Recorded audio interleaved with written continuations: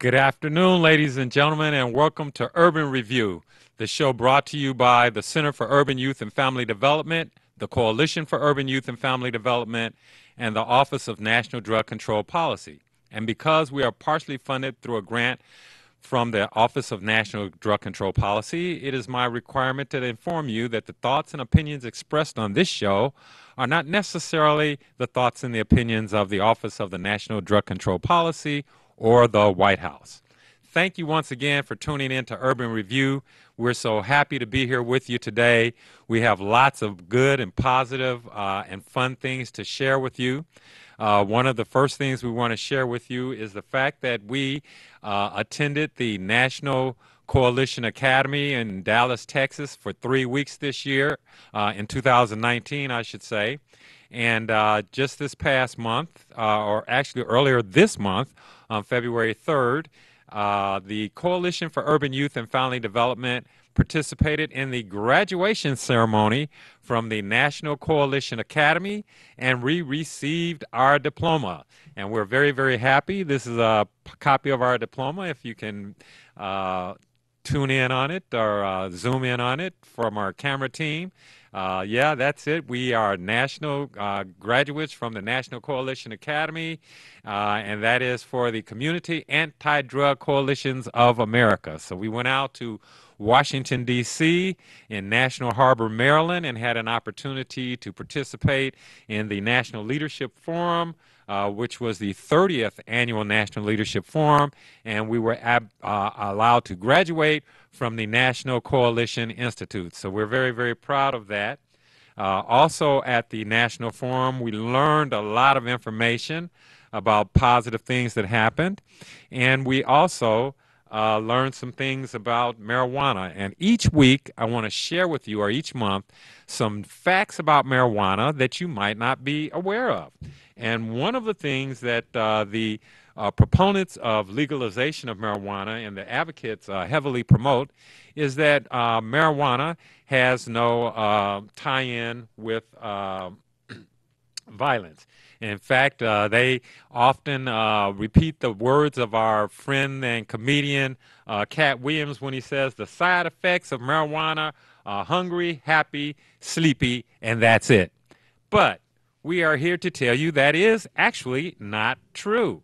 In fact, a 2013 paper in the Journal of Interpersonal Violence used data from a federal survey of more than 12,400 American high school students to examine the link between alcohol, marijuana, and aggression.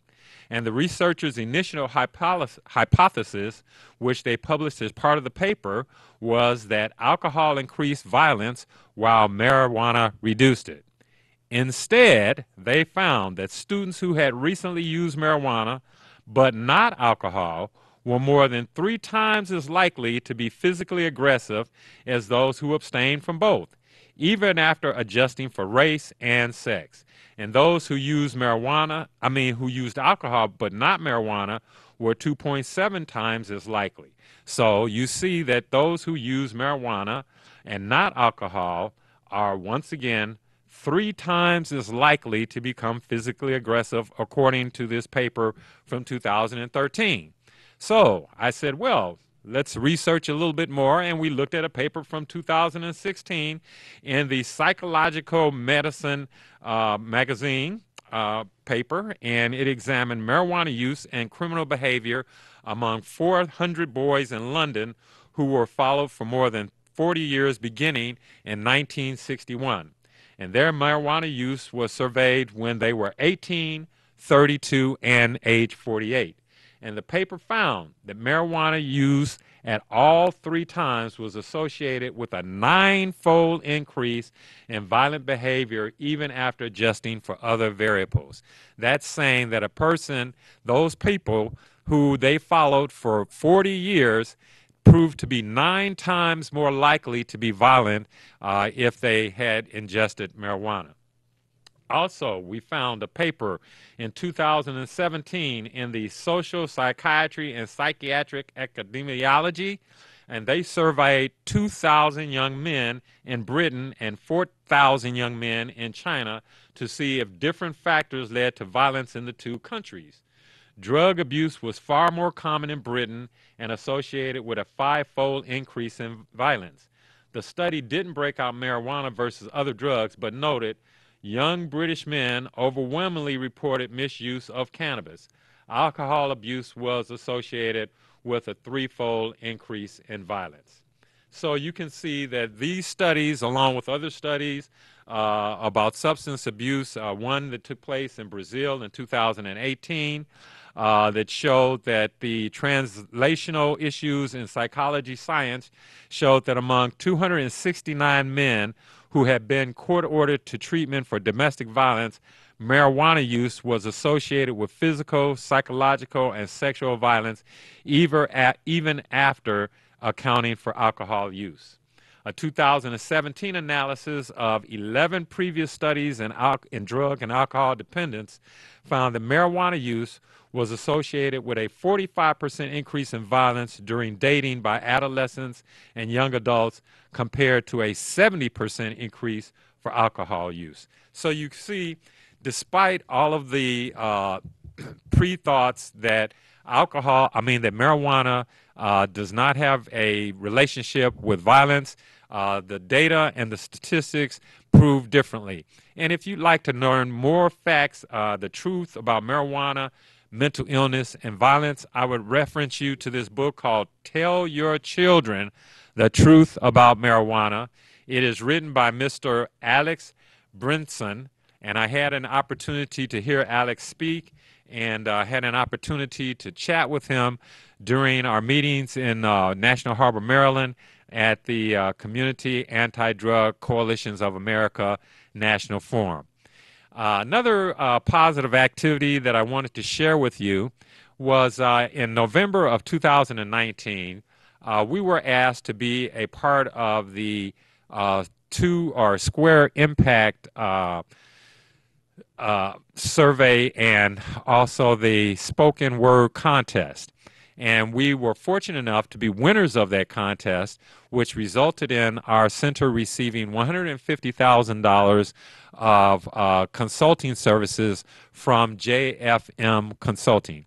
So we're going to play you a video of how we performed in that spoken word slam, and we are now going to ask our producer to roll that video.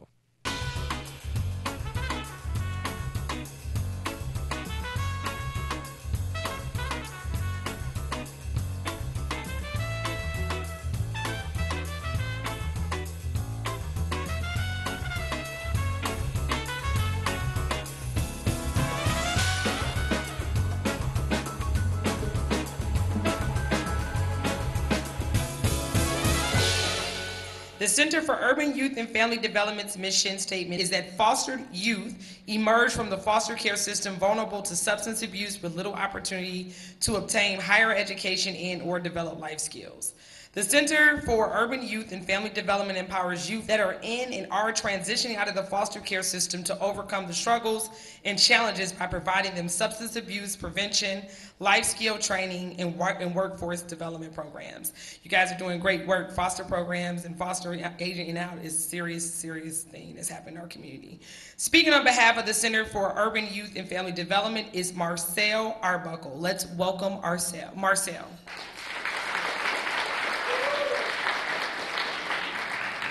Good evening, everyone. My name is Marcel Arbuckle, and I'm the founder, executive director, and the chairman of the board of directors for the Center for Urban Youth and Family Development. The Center for Urban Youth and Family Development is a 501c3 nonprofit public charity that provides substance abuse prevention, life skills development, and workforce development for youth that are in and transitioning out of the foster care system.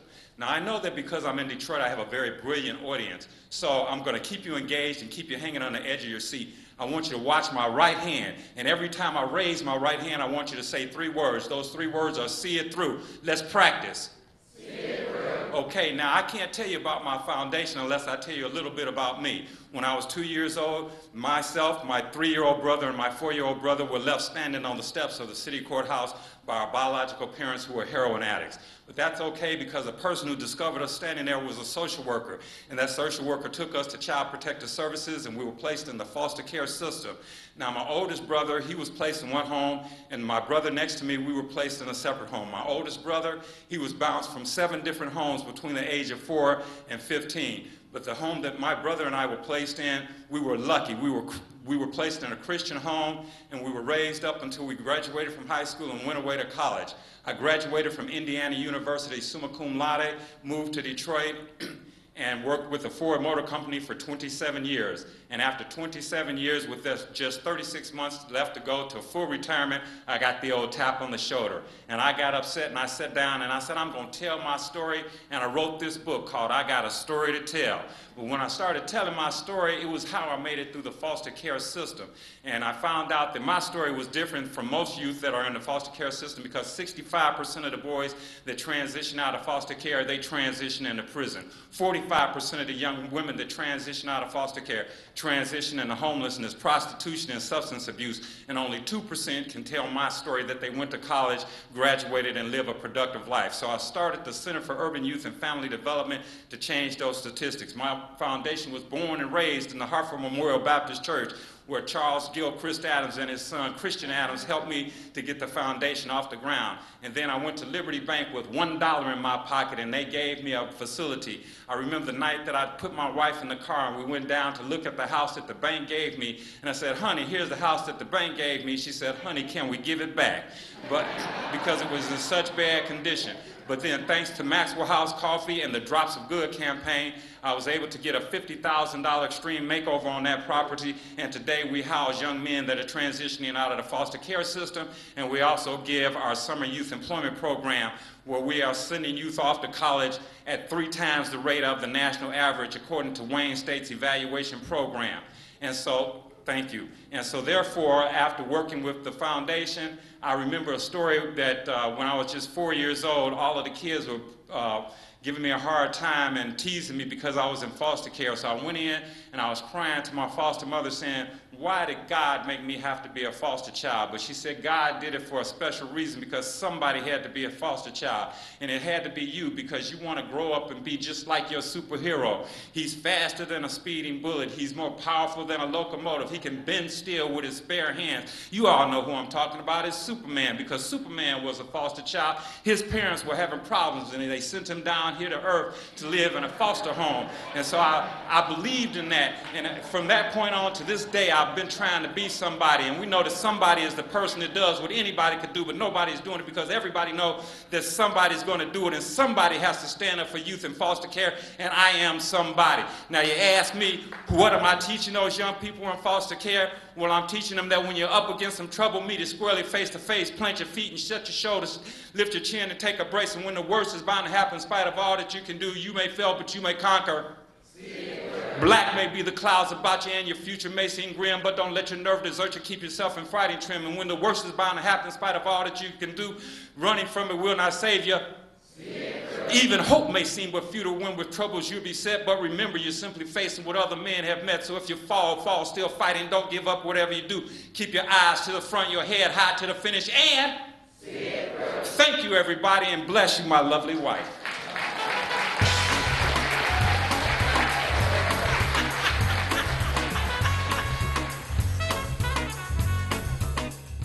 Hey, that was a phenomenal and exciting and exhilarating experience. As you can see, I got a little revved up and started talking kind of fast, but we only had 5 minutes to get everything said that we had to say, and so within my 5 minutes, I had to tell that story. But we were very, very pleased at the outcome.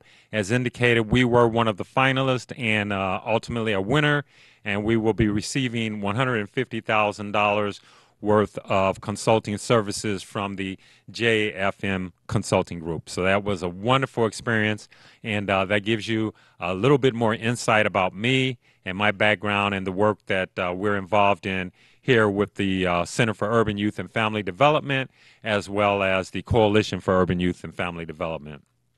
Just to give you a couple of updates on some other activities that we got involved in. We recently conducted a Building Bed for Kids outing with the nonprofit Building Beds for Kids out in Royal Oak. And we collaborated with the members of the Hartford Men's United organization or ministry from the Hartford Memorial Baptist Church, as well as some scouts from Troop 647. And one of the scouts, Mr. Patrick Bosworth Jr., was in the process of completing his Eagle Scout requirements, and he used this activity as his Eagle Scout project. And what we did was gather all of our men together along with these young men, and we went over to this factory and we literally cut the boards, did the sanding, applied the hinges, and created bed frames for about 25 beds. Then we took mattresses and recovered them with mattress linings and got everything all packed up and ready to go for these young people to receive the beds from Building Beds for Kids. We want to give thanks to our friend Sam, and a special thank you to Reverend Kate Thornton, who helped to facilitate this great event. And we were able to make a major contribution, and we would ask the rest of our community to go out and look for opportunities to volunteer and to serve. We have some outstanding events coming our way very soon. First of all, I'd like to announce the 2020 Savior's Day, which will be taking place this Sunday, February the 23rd. The doors are open at 12 noon, and the program starts at 2 o'clock p.m. That will take place at the TFC Center, which is in downtown Detroit. Many of you know it as the old Cobo Hall, but now it is the new TFC Center, and we excuse me, ask you to come out and support that wonderful event. Another activity that we're going to be having is our Men's Substance Abuse Prevention, Mental Health, and Wellness Summit. And that will be taking place next Saturday, February the 29th, at Hartford Memorial Baptist Church, which is 18700 James Cousins Highway.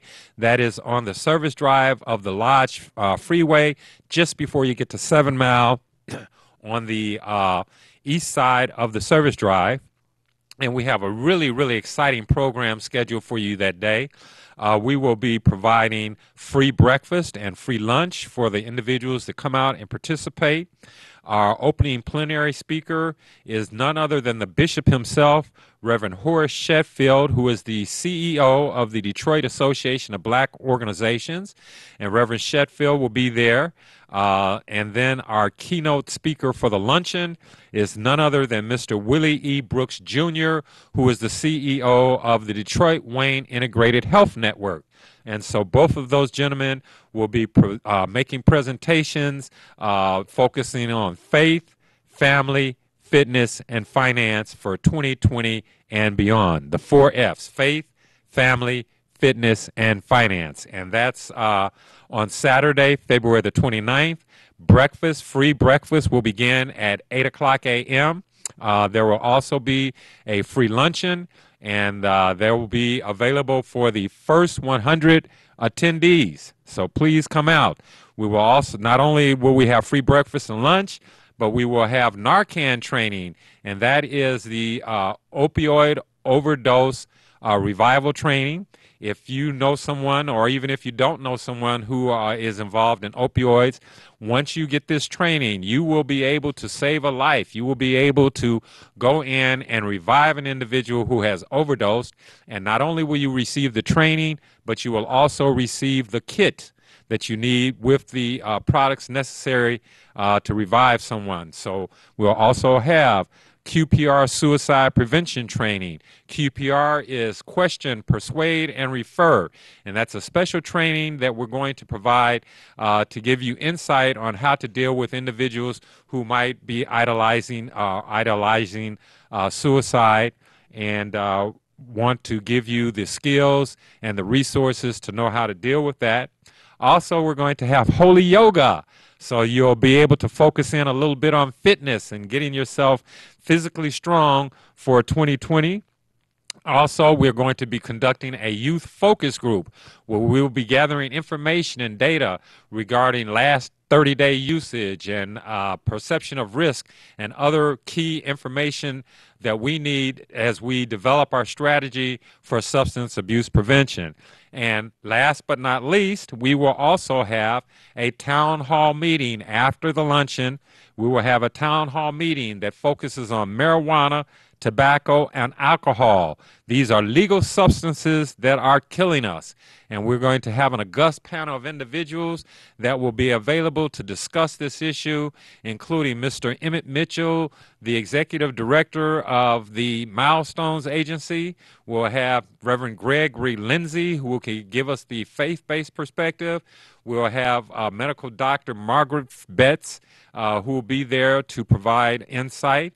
We will also have Mr. Reginald Vance there from the Veterans Administration, and we will have a great group of panelists that are going to give you their insight on this issue of marijuana, alcohol, and tobacco, legal substances that are killing us. So please come out. Once again, that is on Saturday, February the 29th, starting at 8 o'clock a.m. We will have breakfast from 8 to 9. The opening plenary session will begin at 9. The Narcan training is scheduled to begin at 10. The suicide prevention training is scheduled to begin at 11:30. The luncheon will begin at 12 o'clock, and we will have the town hall meeting kicking off at 2 o'clock p.m. and hoping to wrap up the day at approximately 3:30. So please come out and spend the day with us at our first annual Men's Substance Abuse Prevention, Mental Health, and Wellness Summit. Once again, that will be taking place at Hartford Memorial Baptist Church, which is 18700 James Cousins Highway. That is the lodge of, that is the service drive of the Lodge Freeway on the east side, just south of 7 Mile Road. So we really look forward to having you out for that event. It's going to be an action-packed day, and we plan to have a tremendous event. Also, we want to invite you to consider becoming a part of the Coalition for Urban Youth and Family Development. The coalition meets every third Thursday of the month at Hartford Memorial Baptist Church. We do a rotation. The first month in January, we had our meeting at 6 o'clock p.m. in the evening. The next month, this month in February, earlier today, we had our meeting at 10 o'clock a.m. Next month, we'll rotate back to 6 p.m., and then in April, we'll rotate back to 10 a.m. So every other month, the meeting is at 10 a.m., and then on the other months, it's at 6 p.m. And that gives individuals who work during the day an opportunity to come and participate in the evenings, and those individuals who have obligations in the evening can come and participate during the day. And if you are not able to physically come out and attend the coalition meeting, remember that you can call in and be a part of our coalition activity, and that call-in number is 712-770-6635. And we look forward to having you participate and call in and be a part of the coalition. We have a lot of activities that you can be a part of. We're really excited about the work that we're doing. We've had some wonderful events. We had our drug-free holiday youth jam. That was an excellent event in December.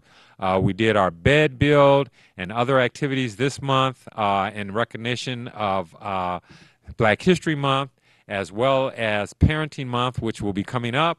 So we have lots of activity. In the month of April, we'll be doing our prescription drug take-back day. In the month of June, we'll be going out to Nashville, Tennessee. In July, we'll be going out to Nashville, Tennessee to participate in the mid-year training conference, the Community Anti-Drug Coalitions of America mid-year training, and we want to take some youth with us. So please consider becoming a part of the Coalition for Urban Youth and Family Development, and our work is to create a drug-free community on Detroit's West Side.